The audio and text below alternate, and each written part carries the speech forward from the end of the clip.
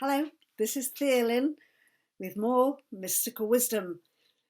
And today's topic is the number 12. Why is the number 12 so significant? Well, it seems to go back a very, very long way. Even the biblical stories have 12 tribes in them.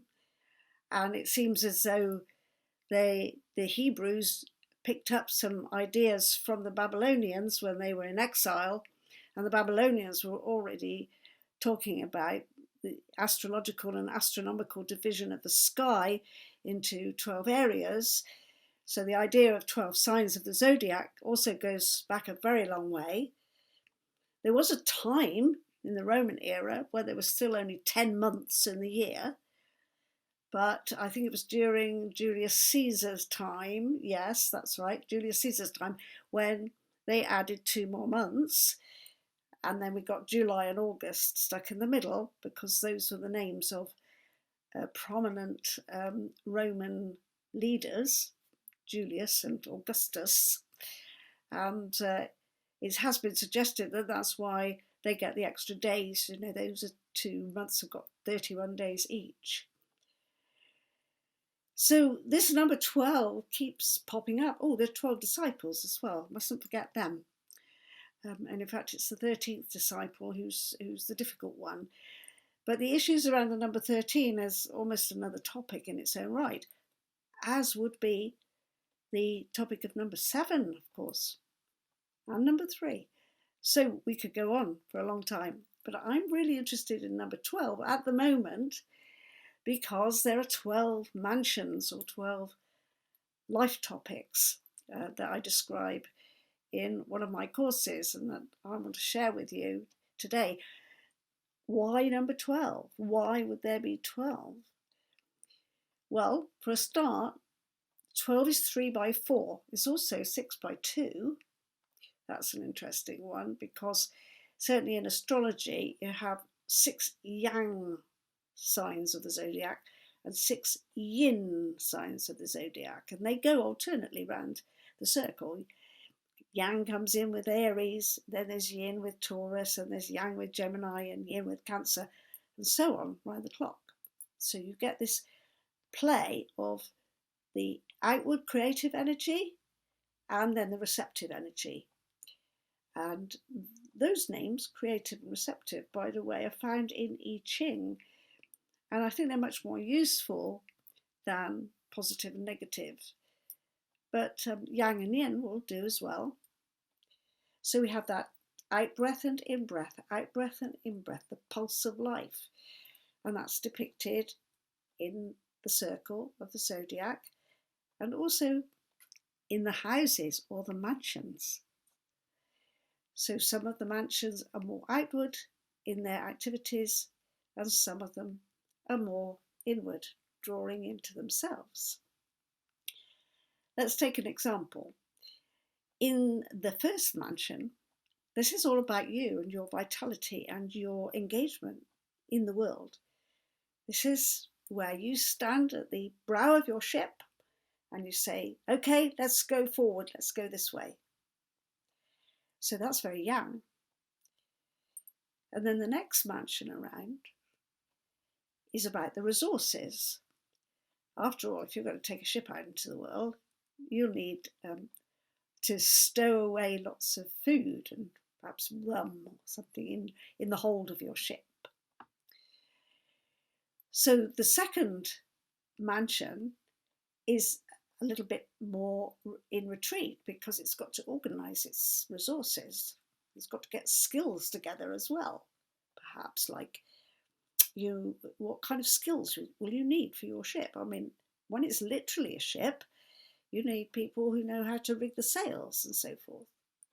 And in your life, you would need skills to do certain work. And work is what brings you money. And money is a topic for the second mansion. Then the third mansion is going to be a yang mansion. It's going to be something that takes you out into the world. It's all about communication. It's about trading, wheeling, dealing, commerce. It's also about learning things that are useful to you, and that's done in communication with people. and so forth. This pattern goes around the cycle of the mansions in a very similar way to the signs of the zodiac going around the circle of the ecliptic. So there we have 6 by 2. Now, what about 4 by 3? There are 4 elements: fire, air, water, earth. And each element represents a different aspect of who we are, a different way of being.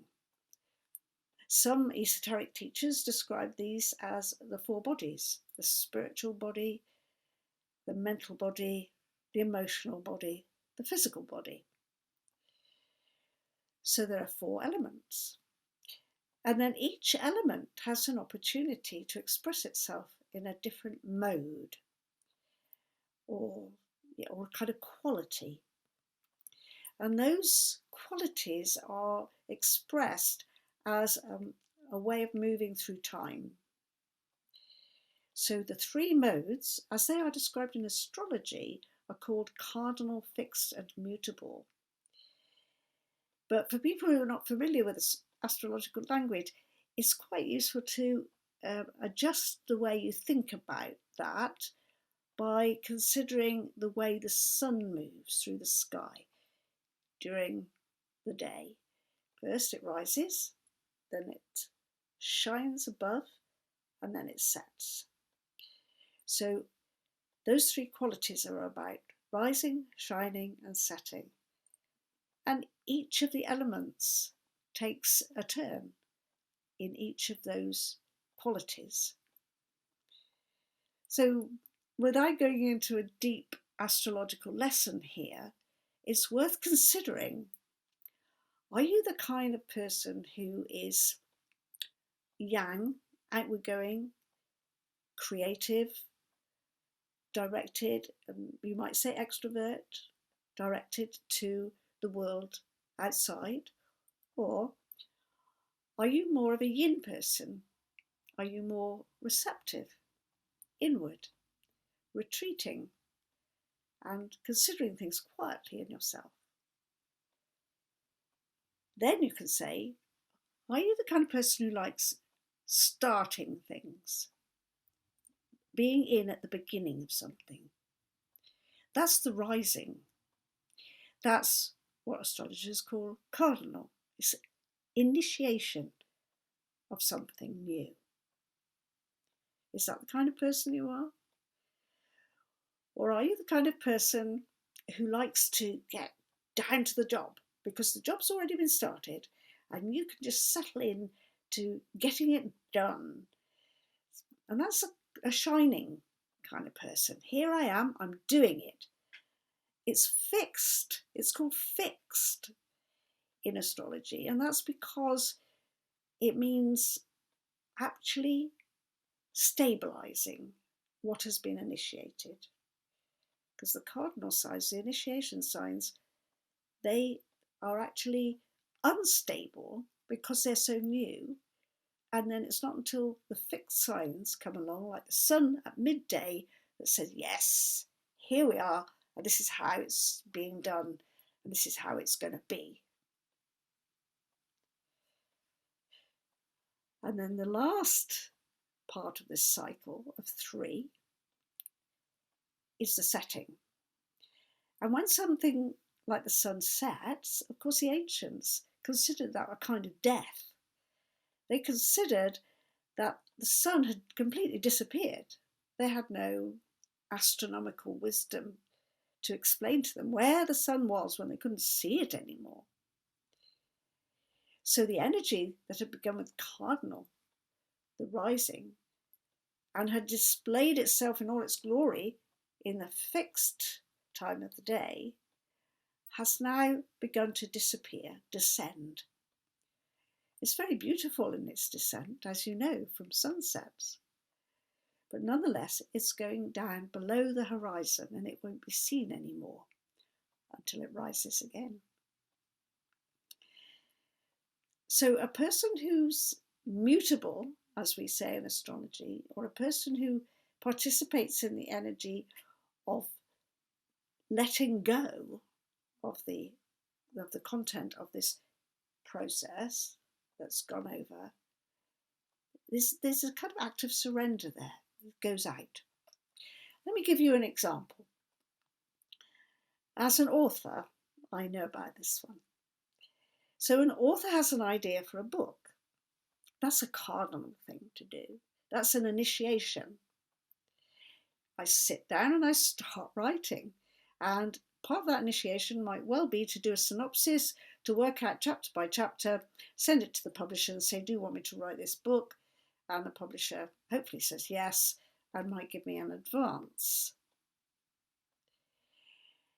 But the process of getting it fixed involves the author, but it also involves the publisher actually stabilizing the book.